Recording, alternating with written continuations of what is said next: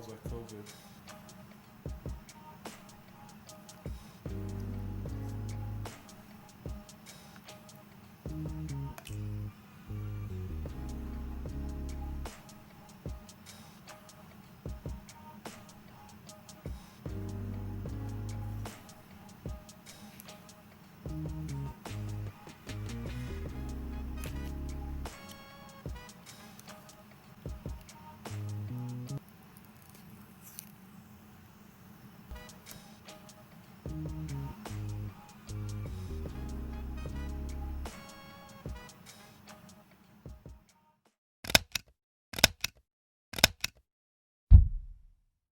And there we have it, iPhone 12 Pro.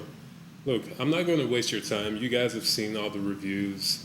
They've all come out by now. So I'll just give you my first impressions. I picked this up from the Apple Store. Just so you know, most stores are sold out, whether it's through your Verizon, your carrier, or the Apple Store itself. The iPhone 12 Pro Max was pretty much sold out. So this is what I could get my hands on. I'm happy with it. I do like the blue. I like the matte finish on there. And wow, I've held this phone before, and every single time I hold it, it's always the same sentiment. It's always the same feeling. This phone feels substantial. There's just something about the way it feels. I'm not one of those people who's always talking about build quality and how it feels. I really don't care about that. But from the moment you hold this phone, every other phone feels different. You realize just how similar every other phone has been up till this point. And then when you feel a phone like this with this build, it just feels so much different, and it's nice. I like it. It's in a good way. If you were to close your eyes and pick out a bunch of different phones and see which one's which, you will definitely know you're holding something different when you hold this phone, okay? So build quality is nice. I love it. Design, it's whatever. It's what you're used to. I really don't care for it. I'm going to talk about what I really care about with this phone, and that's behind right here. Now, this is the Pro version. I've talked about, you can check our podcast where we talked about the differences between the new iPhone models. Me personally, this year, I think this is where Apple nailed it.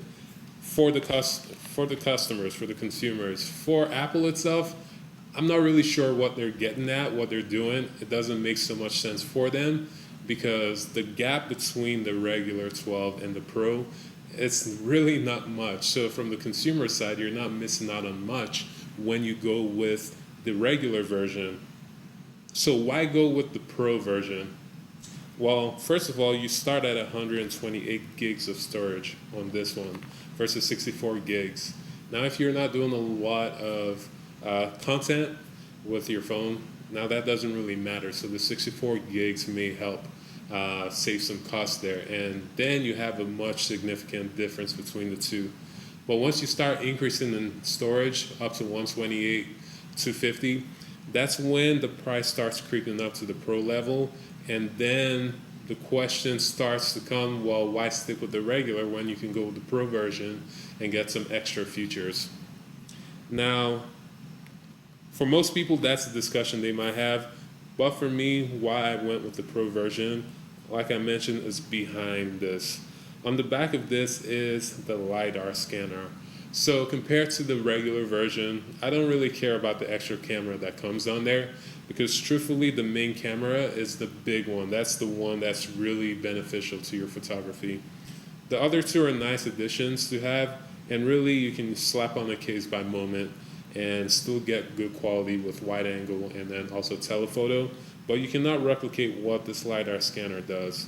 Now, I'm one of the few people who thought that, okay, cool, but not really that impressive with the LiDAR scanner. Well, maybe a lot of people thought that.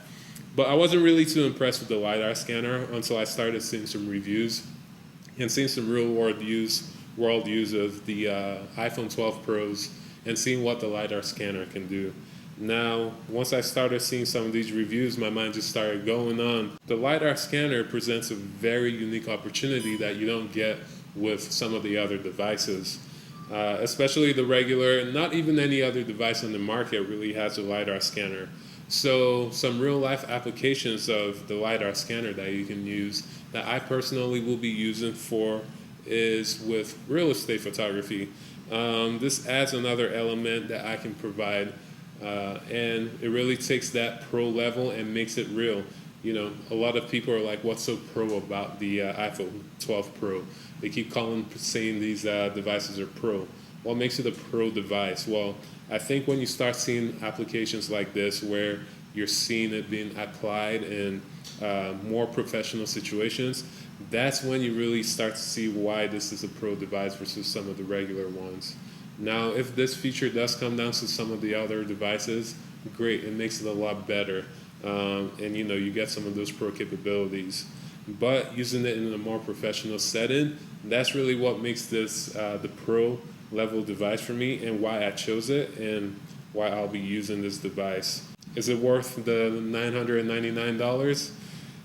I would say, I would love to not pay that much for a device. If anyone knows me, I'm always complaining about how expensive phones are, but it's the only phone that has it. So this is the cheapest that you can go and still get this feature. So right now, that's what it is, and you have to pay to play. So this is the iPhone 12 Pro. I'll keep on updating you guys about my use of it and what I think about it, and discuss about it some more. So drop a comment and let me know what you guys want me to go over. If you have any questions, I'll see you later.